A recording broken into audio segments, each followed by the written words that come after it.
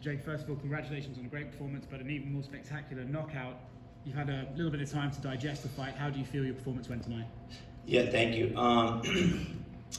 You know, I'm happy with my performance, but I could have done better. 3 weeks ago, I broke my nose. Meditating, I fell flat on the concrete. I don't know if people saw at the press conference I was in the hospital. It's because I broke my nose, so I wasn't able to spar. So tonight I didn't feel as sharp, but obviously I got the KO. I just think I could have looked better from a pro boxer standpoint.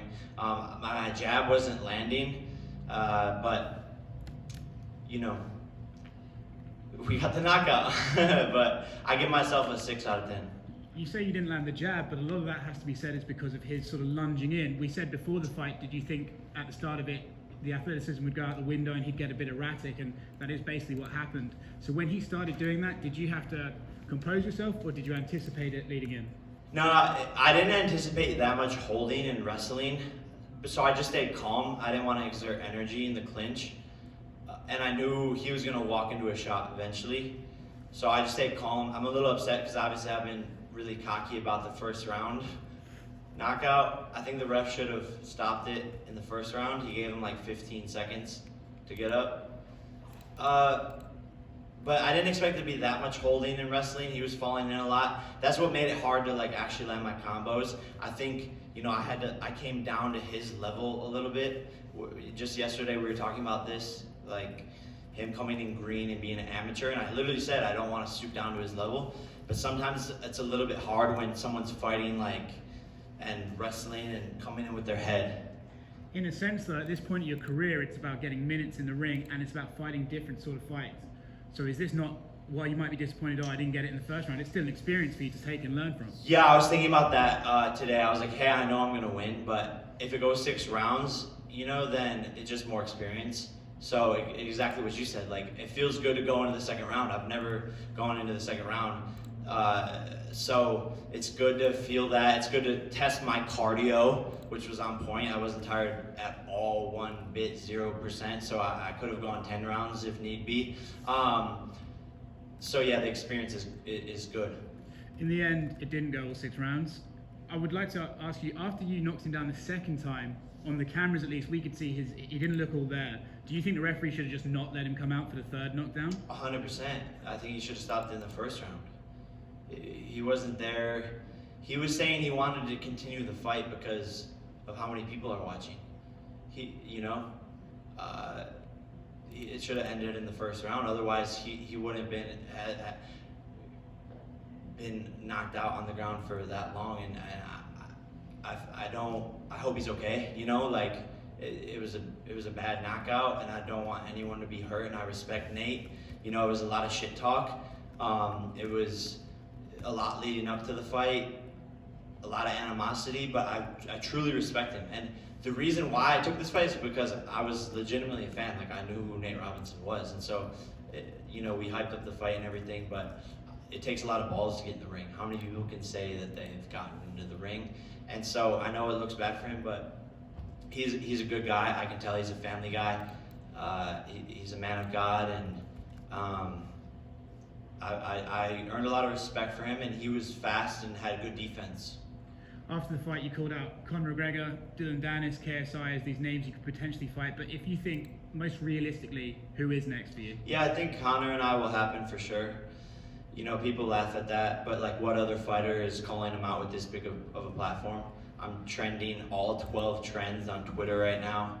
My call out to him has like over 10 million views. So, and it's been an hour. So, what other fighter is calling out McGregor like this?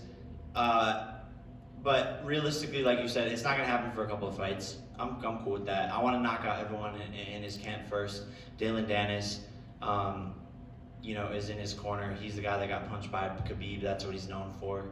So I'll take out Dillon Dannis first. I want to bring MMA fighters into the boxing ring. That's my goal. And, there's a long list of other people. KSI wants to fight me still. Austin McBroom wants to fight me. Ben Askren wants to fight me. There's more people. I can't even remember how many people there are. And last thing from me, when would you like to fight again? Tomorrow, tonight, like I feel like I didn't get to showcase my skills, honestly. So I'm a little upset with that. But I would fight. You know, my right hand always kind of hurts after these fights. My last time I had to do recovery on my right hand because I just was penetrating his skull. But same sort of thing with this. But I'll fight again ASAP. You know, but I think I just cemented myself as one of the biggest prize fighters. So someone's gonna have to come with a bag, or I might do my own promotion. You know, so we'll see. Jake, there's a lot of feedback, there's a lot of opinions of you on social media, people write about you. You definitely move the needle. What is your feedback or comments to people who still have not accepted you in the sport? You know, I'm putting the work in, and I understand why people don't want to accept me yet, but I've had 2 flawless victories.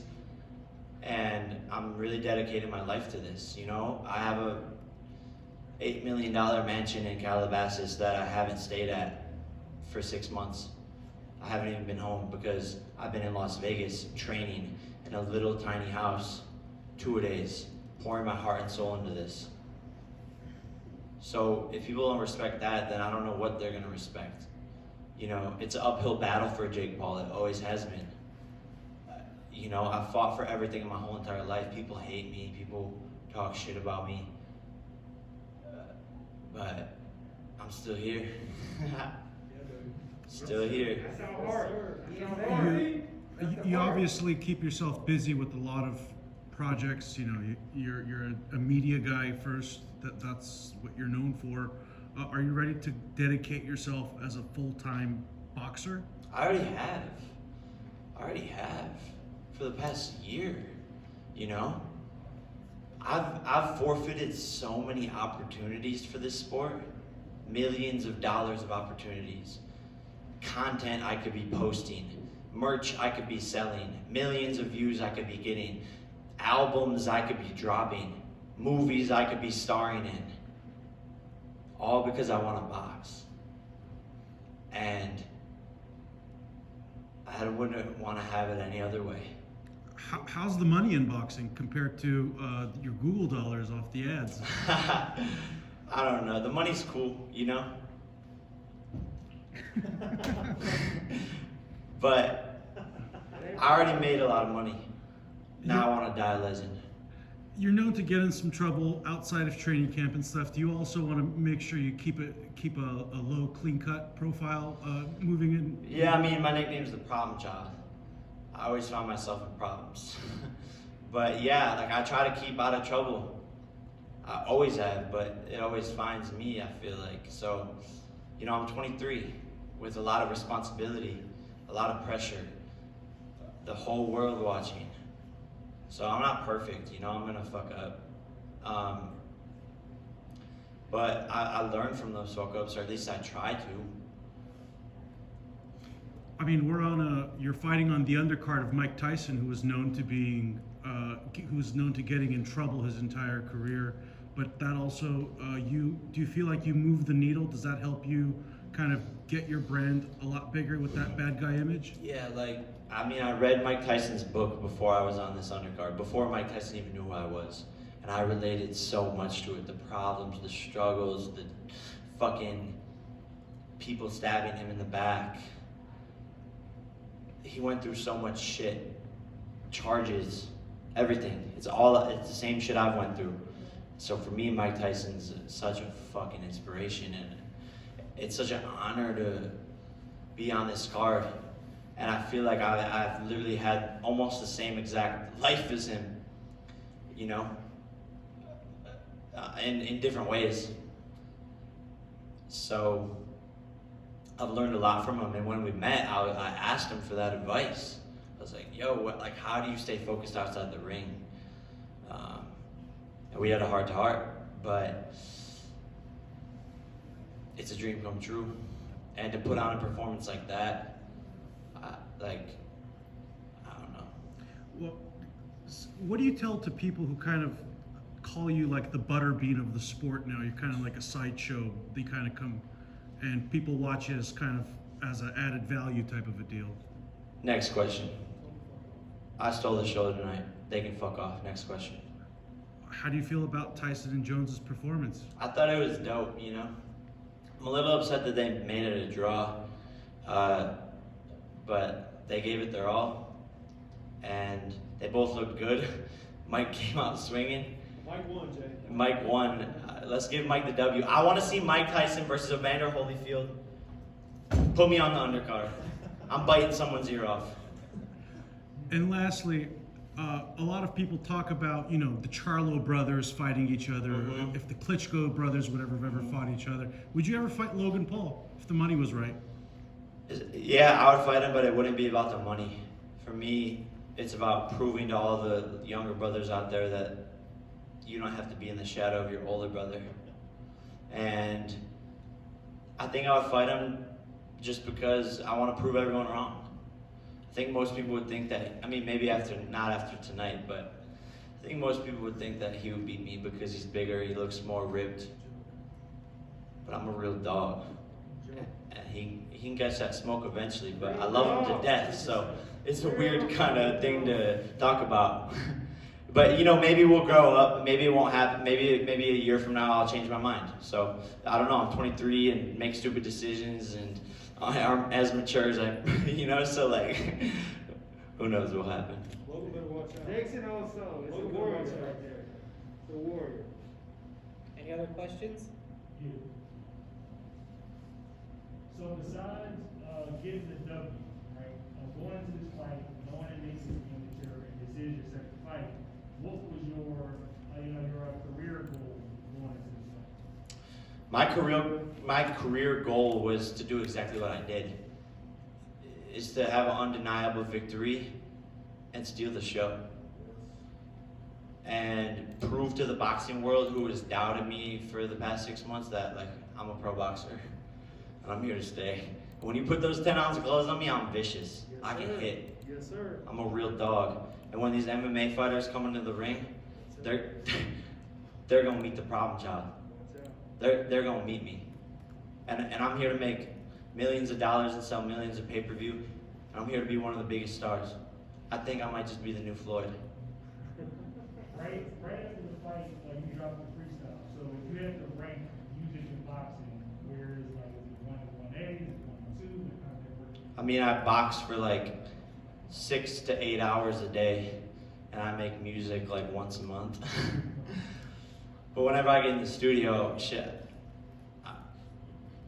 that's one of my you know, that's what I'm saying. I'm forfeiting a lot to box, so we'll see. I'm gonna keep on putting out songs because it's what I love to do. Like, I'm gonna wake up tomorrow, Sunday, and the way my mind works is I'm just gonna be like, okay, what am I doing next? I gotta go. I gotta work hard. So. Next day. After that, you said that you want to bring MMA fighters into the boxing ring. Would you leave the boxing ring and go into boxing? I don't think I have to. I'm the money man now. I call the shots now. I'm A-side always now. It's 7 figures all the time now. Maybe 8 figures too. Shit, I think it's 8 figures now. Yeah, it is, right? Yeah, it's 8 figure. I'm the 8-figure kid now. But I mean, shit, you never know what's gonna happen. If you told me 4 years ago if I would be knocking out Nate Robinson on Mike Tyson undercard at a boxing match, I'd be like, what? I'm a Disney Channel actor. What are you talking about? So 4 years from now, who knows? Anything could happen. It's 2020. Anything else? We're good? Thanks, Jake. Thank you guys. Yes, sir.